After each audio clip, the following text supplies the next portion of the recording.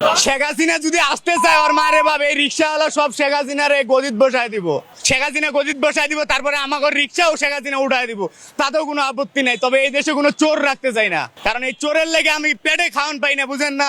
অগর পেট ভরাই দিয়ে আমার জীবন শেষ। এই দেশের চোর ডাইরেক্ট বিএমপি, কারণ বর্তমান আমার কাছে আওয়ামী লীগ থাকতে আমার কাছে কোনোদিন কোনো চাঁদা চায় নাই। এখন তো আমার সদরঘাট জেলে 20 টাকা চাঁদা দেওয়া লাগে, শাহবাগ গেলে 1200 টাকা দেওয়া লাগে, গুলিস্তান গেলে 1200 টাকা দেওয়া লাগে। ওর কি মা উঁচু আমার কামাই লইতে হয়। আমার সারাদিন ওরে আমি রিক্সা চালাইতে দিতাম, ওর জায়গায় আমি ট্রাফিকই করতাম। যে ওর মারে যদি দেখ টাকা কামাইতে কতটা কষ্ট, এরা তো পারতাছে না। শেখ হাসিনাই ভালো ছিল, যারে জেলে পড়ার দরকার ছিল জেলে পড়ছে, যারে বাইরে রাখার দরকার ছিল তারে বাইরে রাখছে। আমার হিসাবে শেখ হাসিনা বেটার ছিল, ভালো ছিল। ও ছাড়া এই দেশে কোনো রাজনীতিবিদ নাই যে ওর উপরে কোনো রাজনীতি করতে পারবো।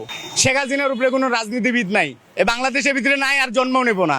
কারণ একটাই, ওই যে শেখের মেয়ে, বুঝলেন? সব নেতার চেয়ে আমার আওয়ামী লীগ মনে করেন যে সবসময় লেভেল উপরেই থাকবে।